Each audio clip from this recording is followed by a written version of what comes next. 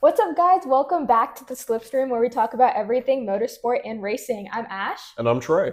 And Satya is back home in Oregon, but he'll be paneling in with us today. And we have one more guest, a star here today, my dog, Chiku. Say hi. Oh, he's our very first, literally, he's our very first guest star. The most adorable thing I've ever seen. Yeah, come here. Aww. But yes, moving to our racing topics for today, we have to go over our 3 races that happened last Sunday. Oh, that's right. I know that I myself, along with a bunch of other motorsports fans, cleared out our calendars for Memorial Day weekend because it was the Indy 500, the Canadian Grand Prix, and the Coca-Cola 600 in one sitting. And Ash, you want to get us started off? Yeah, for sure. So the first race of the triple event weekend was the Indy 500 in Indianapolis. And the qualifying format for this race is very unique, okay? So you have one single flying lap around the oval to try to get pole position, and that's it. But that only accounts for those who finished between 13th and either 32nd or 33rd place, depending on how many cars participate. The top 12 actually get to advance in this newly added bonus knockout round, and after the top 12 qualifying, it's called the Firestone Fast 6. It was recently introduced in mid-April and will be scheduled for a couple more street circuits. But we're going to take it up to Satya, where he's going to explain exactly what goes down in this format. So Satya, you're up. Right, so here's exactly what the IndyCar website is telling us about this format. So what we got is a single car, single lap qualifying runs in the Firestone Fast 6, and these runs made their debut on Saturday, March 14th at the Java House Grand Prix of Arlington. The format followed the traditional IndyCar knockout format of segments 1 and 2, which narrowed the field to 6 remaining qualifiers. So moving forward, the adjustments to single car Firestone Fast 6 will include the following updates. So choice of qualifying order based on segment 2 results, that's A, in which the fastest qualifier from segment 2 will be the first to choose which position they'd like to make their Fast 6 qualifying run, with the subsequent choices for the remaining positions being based on the order of the segment 2 results. And B, lining up at the pit following tire declarations. So here, once the qualifying order is determined, teams will make their tire selection, primary or alternate tires, prior to lining up in single file and order of their qualifying run, at pit out to await their qualifying attempt. And during Firestone Fast 6 single car qualifying, the drivers will leave pit lane and get an opportunity for one lap and one lap only, starting and ending at the alternate start and finish line, respectively. So once the car enters pit lane following that driver's attempt, the next one will be released for its attempt, and so on and so forth. And as in the streets of the Arlington event, tire allotments and tire rules will remain unchanged. So yeah, as you can see, a huge mix-up for those who managed to qualify, but the drivers who have had the car or the pace to make it to the front usually stay at the front. That is true. And as we've seen in the past years, drivers like 4-time champ Alex Blue, front runner Christian Lundgaard, and 2-time old school champ Will Power, they have all pulled off some amazing qualifying runs, and they are the only drivers on the current grid to take more than one pole position since the 2023 season in each season. And a driver like Marcus Ericsson is up there with them in terms of pace in qualifying, and even though he's fallen in the rankings since his debut year. Yeah, but somebody who definitely fell off in this qualifying session is Stingray Robb. He's usually up in the midfield with Juncos Hollinger Racing. And granted, the car is a bit of a hit or miss, but again, he's usually a good qualifier. I don't know what happened. Definitely a shock. But of course, drivers like Dennis Hauger and Romain Grosjean failing to find pace, especially in those high-speed left turns, was not really that much of a surprise. Yeah, true. And the session went as expected. Pato O'Ward, Alexander Rossi, Scott McLaughlin, they're all in the top 10.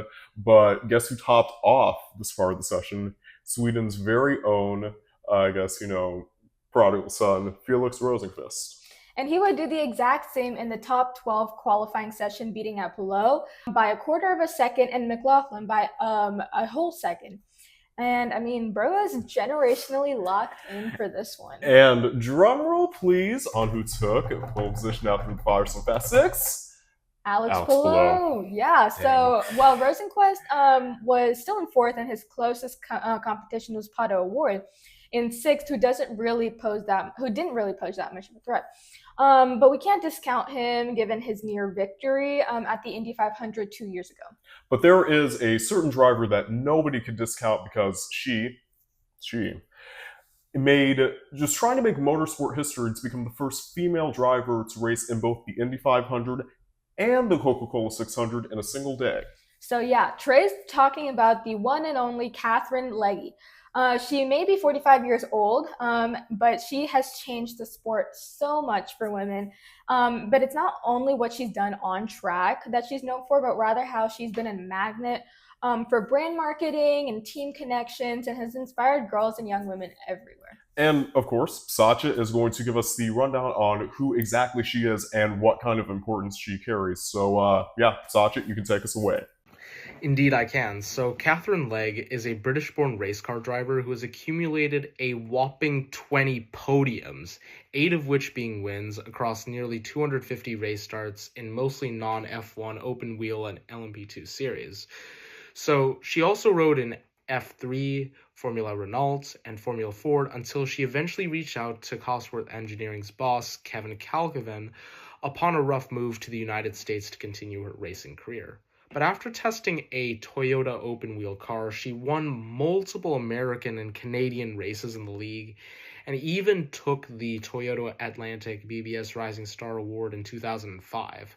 We're also told that she became the first woman to receive the BRDC's Rising Star accolade after beating Kimi Räikkönen's lap record in 2001, became the first woman to test an A1 Grand Prix car in December of 2005, and was also the first female F1 car tester since intermittent Indy 500 participant Sarah Fisher in 2002. She was also the first full-time female IndyCar driver since Danica Patrick from 2005 to 2009, after she signed with Dragon Racing in the IndyCar series alongside Frenchman Sébastien Bourdais. So keep in mind, Bourdais is literally a legend in the endurance racing world and future Hall of Fame star, to be honest. And she wouldn't even stop there, because she also went out of her way to collaborate with Women in Motorsport Commission of the FIA to promote a tech development sector for aspiring female engineers. Though, sadly, this failed since they weren't able to get their target team a chassis for the Indy 500 in 2016. Nevertheless, Legge definitely continued bringing in sponsors like Women's Cosmetics, and she joined other series like IMSA, Formula E, Le Mans, and NASCAR, making her the single most diverse female racer in terms of leagues she participated in. Now, going into the race, both racers with the name Alex traded places for the lead until a yellow flag in lap 18 when Katherine Legge crashed, and that was painful. Yeah, it was Ryan Hunter-Reay who was involved in the accident, and he was mostly responsible because he spun out going into the second half of the straightaway opposites at the start-finish line. It caught Katherine off guard, so she kind of, slewed it into the wall. She made the entry to the Indy 500, but she never finished, so unfinished business. Right, so after the safety car came out on lap 27, Ed Carpenter immediately slams into the wall and brings out the safety car for another 10-ish laps. And we didn't get a lot of big moments after that. I mean, David Malukas began challenging Alex Palou for the lead about 100 laps in, but Joseph Newgarden, he crawled up through the field yet again. This guy is so underrated. And guess who else did it yet again? Award the Mexican icon himself. Yeah. He and Rosenqvist had been fighting for the lead for over 20 laps leading into the end of the race, but something happened to Caio Collet with 10 laps to go, and it was near lethal. Yes, so he crashed into the side of the wall where the crowd kind of sits, and it just his car straight up burst into a fireball, and it straight off into the grass near the pit lane. Luckily, the medics got him out of the car in time, but the red flag came out and it was literally about to go down.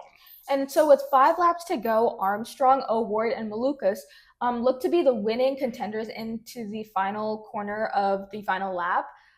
Third drum roll today.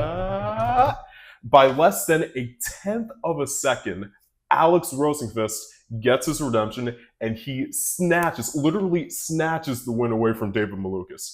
And he made history by making it the closest Indy 500 finish.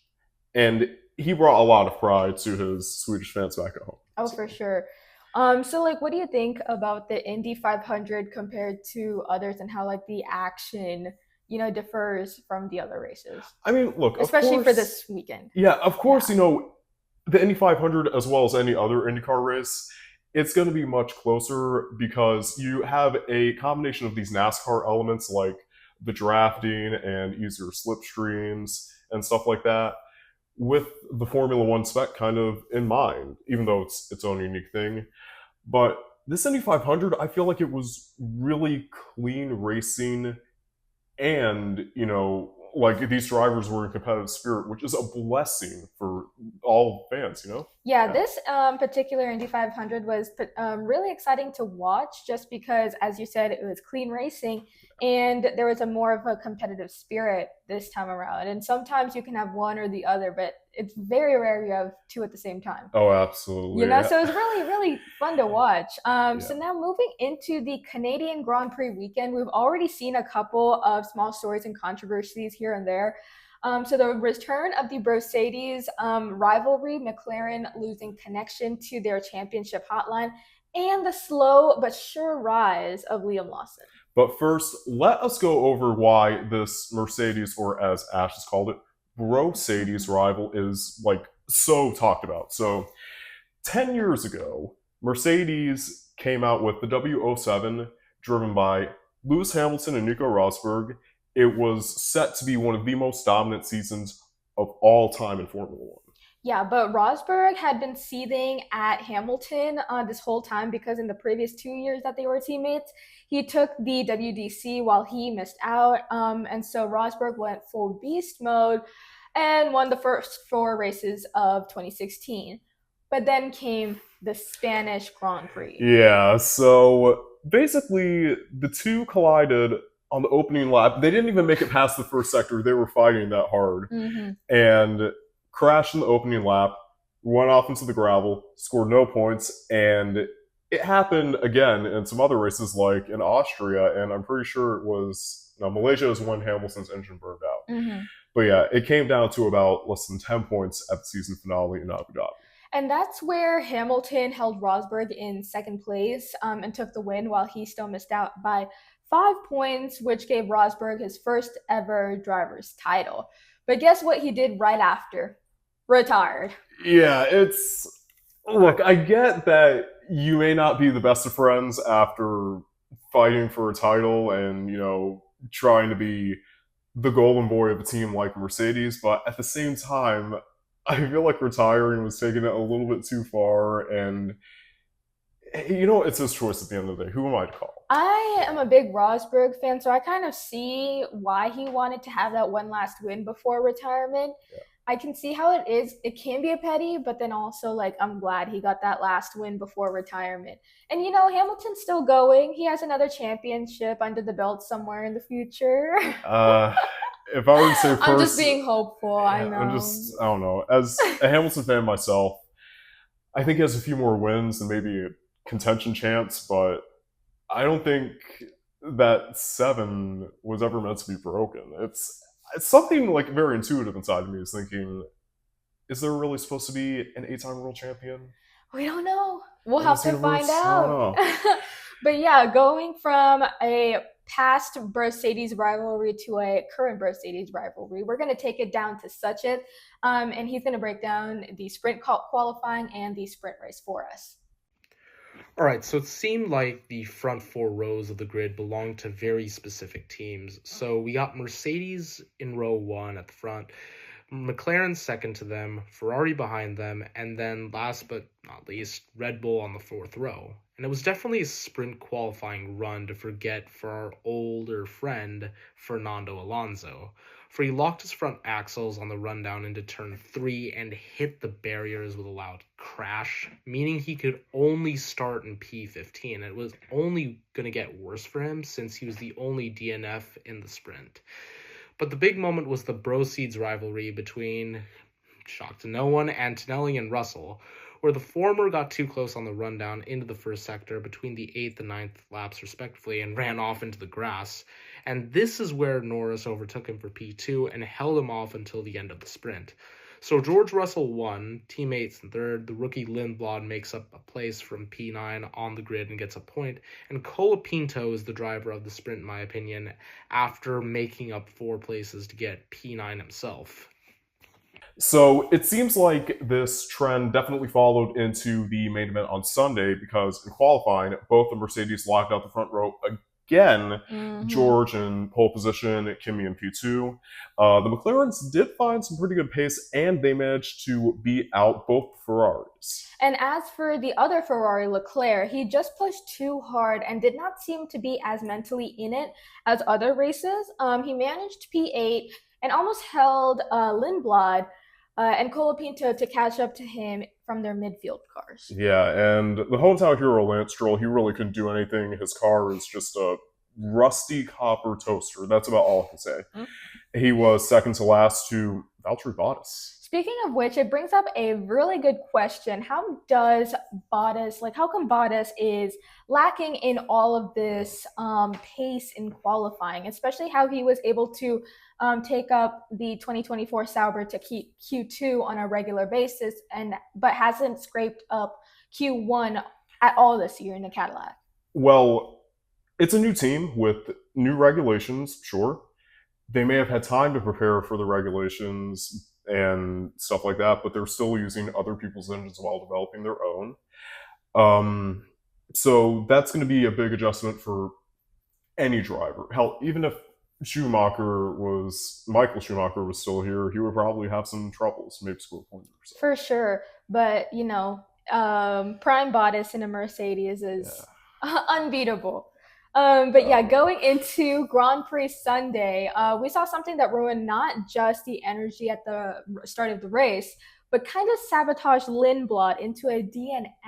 Yeah. The lights failed to go out twice after the formation lap, and the V-carb stalled. This is something that I find it to be like, you remember the European Grand Prix of 1999, right? The lights failed to go out, but it was intentional by the FIA because teams on the grid were rumored to have manipulated the start by calling it on the radio and having signals. Oh, yes. They were kind of, they're just kind of cheating at the start. So the FIA just kind of pulled a stunt on them. It was a very famous incident in 1999. Right. And could this be a repeat? I don't know, but it's weird stuff. It's Canada. They're going to deliver that for you. Oh, for sure. And it's such a shame that the V-carb stalled because he had, as a midfield car, he had promise. He had promise.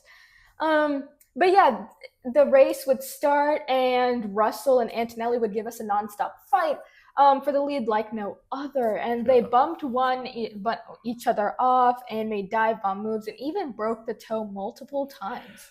But Laughtergate came around, and Russell tried to repass Antonelli at turn 3, and it was some thing in the software of the engine that just completely shut down. So he DNFs, and Antonelli is about to widen his gap in the championship. And yes, so while this is going on, we saw Hamilton and Verstappen do something that we haven't seen them do in over a decade. A clean on-track battle between two time champions. Oh man, look, there was drafting between the two. There was strategic masterclass in the pit lane, especially with safety cars. We would never see that with Ferrari, by the way. Eventually, Hamilton was able to swing it around the outside, and he took P2, held up Verstappen in P3 for 5-10 laps, which that is prime Hamilton that we're talking about. I wish we started this podcast earlier so we could talk about that. For sure. And that's how they both finished the race on the podium in amazing style. And guess who became the first driver to win their first 4 races of their F1 career in a consecutive manner? Kimi Antonelli. And when he won this race, he now leads the championship by 43 points to George Russell. Bro-Sadie's rivalry indeed. Oh my gosh. And I think this whole Grand Prix is just something that you cannot script. I mean, my God, no. A repeat of Europe 1999, a world record set by Kimi Antonelli, at least in Formula One. The return of these 2016, 2021 rivalry storylines. Canada, you delivered once again. You surprised me, even though I expected to be surprised. My God, yeah. There's somebody else that we should acknowledge in this race, and it's because he's not only had a rise, but he's just shot up. Franco Colapinto. Oh my God. And let me bring us back real quick to, I think about December or November of last year, where we really dogged on Franco Colapinto just because we held such promise for him as a rookie, and he just did not meet up to those expectations that you have for a rookie. And I feel like now he's kind of proving us wrong. So how does a man who should have been dropped halfway through the last season, where his teammate is carrying all the points they score, suddenly become a contender for the best of the rest in midfield against Isaac Hadjar in a Red Bull? I feel like if I bet my life savings, I would have been. You couldn't pay off my funeral. I'm saying, this is drama that DTS could not cook up. No. Oh my goodness. If DTS ruins this, I am throwing out my TV. DTS, I feel like this might be DTS's easiest season to film by far, because you don't even have to create a dramatic script. You have it right here. It's insane. Yes. And Sachin, you can obviously break it down for us. Both the 2025 and 2026 season thus far for Franco Colapinto. Here we go. Of course, so while the Argentine technically raced half a season in 2024 after Logan Sargent was dropped from Williams, he still went into Alpine as a de facto rookie in the second quarter of the 2025 season after Jack Doohan was also dropped. So expectations for a guy who replaced 2 drivers in less than a year on 2 different teams, no less, was already high. But not only was he the only full-time driver to not fully score points that season, but he also attributed to some hefty, and I mean hefty, crash damages that the team almost couldn't afford to pay off. Though somehow they still rehired him for next season instead of promoting the more promising Estonian F2 rookie, Paul Aaron. And AP News cites the team's reasoning for their decision was that promoting a rookie would have said, this is basically what the article says, and I quote, would have put Alpine out of step with other teams who would have sought stability and experience in their lineups ahead of sweeping changes to the F1 car design regulations. And let's finally get into the Coca-Cola 600 that happened in our home city, the Queen City of Charlotte. Yes. Yep. This was a bit more of a somber race, considering we lost one of NASCAR's greatest modern-day legends and the first driver that I actually was a fan of myself, Kyle Busch. Yes. Unfortunately, he passed away just before the NASCAR event weekend at the Charlotte Motor Speedway in a hospital near Concord. But his wife and 2 kids, including his junior racing prospect son, Brexton, still made an appearance at the Sunday race. Yeah, to be quite honest, none of this feels real. Like a guy with the most wins in NASCAR's Xfinity and Craftsman Truck Series, as well as 2 Cup Series championships, 2015, 2019, respectively.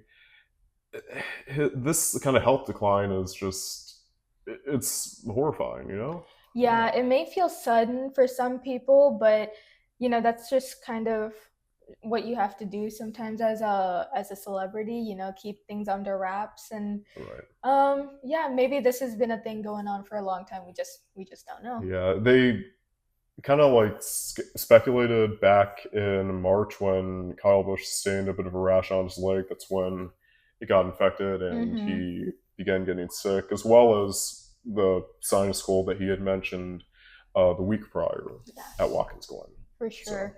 But yes, thank you, Kyle Busch, for all the amazing races that you've given us. Yeah. Moving into the Cup Series race, there was actually no qualifying session on Saturday because of the downpour Charlotte had been getting this past week. So what did NASCAR do? Pull off probably one of the most bizarre backup plans to set the grid on Sunday that we've ever seen. So they awarded the current Cup Series championship leader, Tyler Reddick, pole position, but instead of going down the rest of the championship order, they gave Ty Gibbs and Shane von Gisbergen second and third place because of their points advantage and their consistency in the field, as they claimed the most points at Watkins Glen in a couple previous races. And according to this blog online, this is really going to tick off about 90% of NASCAR's fans, whether they like this driver or not.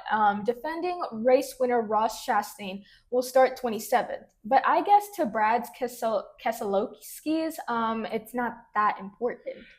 That is probably the stupidest thing that I've heard a driver say. Like, that's why it's a blog. Yeah, they're breaking NASCAR right in front of our very eyes. I'm saying, whether it's a one-off thing or multiple times, and so why do you think this decision is so unconventional and doesn't make NASCAR feel as palpable as a sport? Well, I mean, look, a championship standing doesn't lie to you. The numbers don't lie. If a driver belongs at the front of the field, then he belongs at the front of the field. If a driver has recently performed well in a couple of good races, then you can expect him to perform well in the next race. Mm-hmm. So what is this? This is probably worse than Michael Massey. That's what I'm going to say. For sure. It feels just like the amount of partiality going on. It's not typical for a sport. No. For any sport, I would say. No, absolutely not. But anyways, going into the race, the first few laps were fittingly smooth going into the 8th, which is where the drivers slowed down to honor Kyle Busch, who most recently drove into the number 8 on his car.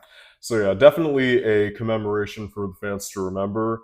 But of course, the next lap, the Coca-Cola 600 had to start Coca-Cola 600ing. So Austin Cindric, who typically does really well in this race as well as other races, spun out going into one of the corners, and he whacked the hood of his car into Connor Zilic, who was in the back of the field.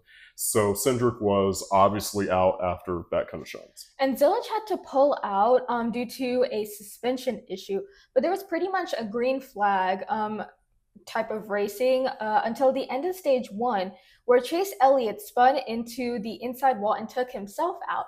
And this meant that Kyle Larson, who had the advantage at that point, won that stage. So yeah, good for him. Mm-hmm. But going into stage 2, it was boring. With the exception of Denny Hamlin, still the best, in my opinion, still the best champion to never be in all of motorsport. He gained 4 places on, I think it was Reddick, Gisbergen, and Gibbs to win the stage.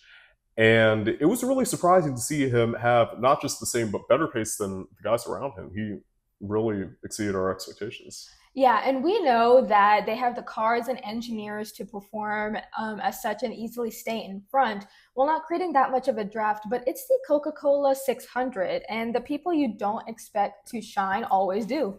Indeed they do. And as for stage 3, there were no shining moments, speaking of which. Just Ricky Stenhouse coming into the pits, getting a tire change, and at the pit exit, his tire fell off. So there go the pit crews acting kind of like fools again, too many Budweisers.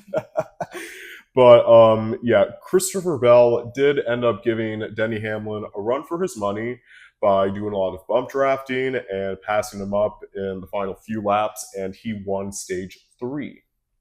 And the 4th and final stage got off to a fiery start.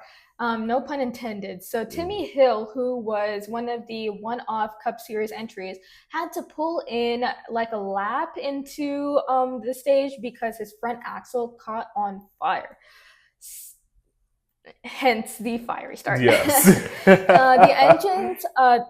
engineers said that was likely due to an overheating of the rubber seat into the drive shaft. Yeah, and then all of a sudden, 19 laps into the stage, Chastain decides to cut off Gisbergen and release his throttle slightly, and Gisbergen could literally do nothing about it. He was racing full on, trying to pass people, and he rams Chastain from behind, and Chastain's out the race now. Like, Jesus, dude. And Chastain was lucky to not be penalized by this after the race, because he did weave on track, which kind of breaks the NASCAR rulebook. But there was more, the bigger fish to fry on lap 30 of this stage. And do you want to tell us who it was? So yeah, these fried fish, per se, were Ryan Preece, Josh Berry, and I think about 4 other drivers who all got caught up in a crash in the midfield. It was the first really big crash or multi-car collision of the whole race. And even so, Gisbergen, Reddick, Larson, and Bell all kept their cars at the front of the field. Until Daniel Suárez, who crawled his way up into the field and suddenly took the lead halfway through the stage. And the next moment was literally written in the stars. So do you want to give us the rundown, Sachin? I sure can. So with just 27 laps to go, the race actually came to a full stop when Suárez actually won the race. But it wasn't because of a hefty crash or anything of the sort, but rather the rain that was going to come in. Because remember, Charlotte wasn't quite past their week-long storm just yet, so NASCAR officials had to take as many precautions as they could. And with Suárez taking the win in the number 7 car, he became the first person to do so with this number since Kyle Busch, the very man they literally honored just hours before. Speaking of which, that's the first thing the Mexican driver brought up in his post-race interview. He dedicated his victory to Kyle, his wife, and his 2 children, and said it was the most special win of his life. So yeah, as Sachin said, Suárez wins the race because it got canceled 27 laps to go. And he, again, was the first person to win in the number 7 car since Kyle Busch. I mean, it was cinematic. It was historical. Yes. And all 3 races this weekend were just so action-packed and had so memorable. I feel like this may be one of my hottest takes yet, but this is definitely a top 5, I would say, race weekend of all time. Whether it be absolutely. 1 league, 2 leagues, 3 leagues, don't care how many. It is up there. Absolutely. We got Kyle Busch, that incident happening. We had Verstappen versus Hamilton happening. Just the competitiveness of the Indy 500 in general, where Pato O'Ward was not in a position to win it all and did. So. Right. And Mercedes, I gotta tell you, do not piss me off. Do not stress me out. Please. I need you to win. We can't have another Rosberg-Hamilton situation. Like, you guys, And especially with Antonelli, I know he's not a rookie anymore, but he's still a kid. Just take it easy on him. Come on now. Yes. My gosh. That concludes our episode for today. This is our first episode of the summer edition, so please stay tuned. And that just about does it. I'm Trey. I'm Ash. And we will see you guys in the next episode. Peace out. Bye.